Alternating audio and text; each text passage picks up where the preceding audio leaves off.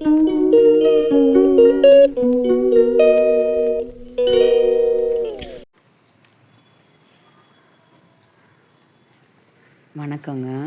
டிட்வா புயலாம். இந்த டிட்வா புயலுக்கு மதுரையில் மழை காலையிலேருந்து பேஞ்ச வண்ணமாக தான் இருக்குது. வீட்டில் தரையில் காலை வைக்க முடியலை, அப்படி ஒரு குளிர். சரி, நம்ம சூடாக எதையா செஞ்சு சாப்பிட்லாம் அப்படின்னு சொல்லி பார்த்தோம்னா கடைக்கும் போக முடியல, மழை. சரி, சூடாக எதையா செய்யலாம் அப்படின்னு சொல்லிட்டு இன்றைக்கி ஒரு ஐடியா. என்ன பண்ணலாம் அப்படின்னு பார்த்தோம்னா, வீட்டில் நம்மளுக்கு இதை தவிர வேறு இல்லை. உருளைக்கிழங்காவது இருக்கான்னு பார்த்தா உருளைக்கிழங்கு இல்லை, பப்பாளி மட்டும்தான் இருக்குது. இந்த பப்பாளி வச்சு ஏதாவது ஒரு டிஷ் பண்ணலாமா நம்ம இன்றைக்கி? வாங்க, பப்பாளியில் இன்றைக்கி ஒரு டிஷ் சூடாக செஞ்சு சாப்பிட போகிறோம். வாங்க பார்ப்போம். டிட்வா புயல் டிஷ்ஷுன்னு வச்சுருவோம், அதுக்கு பேராக பேசாமல் டிட்வா புயல் டிஷ். ஓகே, வாங்க.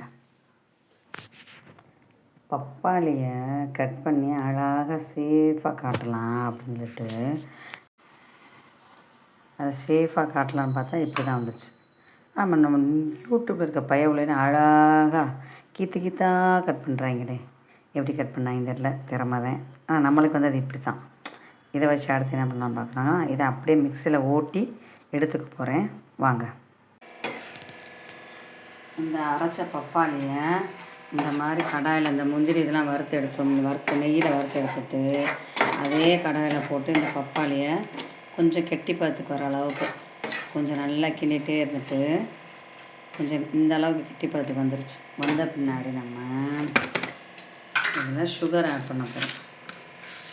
தேவையான அளவு சுகர் சேர்த்துக்கலாம்.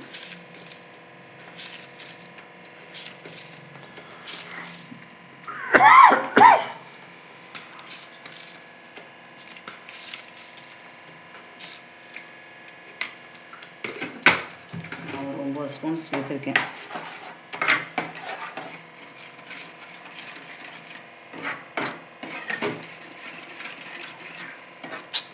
இதுக்கு பேர் நம்ம பப்பாளி அல்வான்னு சொல்லுவாங்க, ஆனால் நம்ம புதுசாக வச்ச பேர் டிட்வா டிஷ். ஏன்னா நம்ம இன்றைக்கி தானே புதுசாக செய்கிறோம், நம்ம வைக்கிறது தானே பேர்.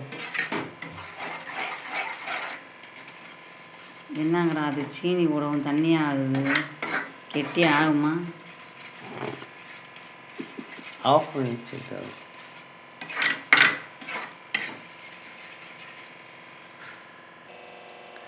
அதை அப்படியே சீனி போட்டு முடிச்ச முன்னாடி நம்ம முதலே வறுத்து வச்சுருந்தோம் முந்திரி, கிசுமிஸ், ஏலக்காய் அதெல்லாம் இதில் சேர்த்துட்டு இன்னும் கொஞ்சம் அப்படியே லேசாக கிண்டி விட்டுருக்கலாம்.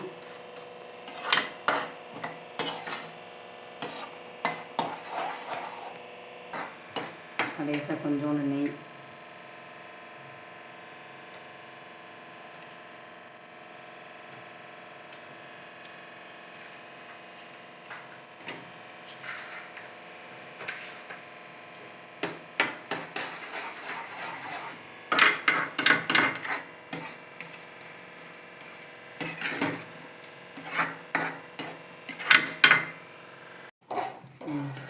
நல்லா கிண்டிகிட்டே இருந்தோம்னா இந்த பதத்துக்கு வந்துருச்சுங்க.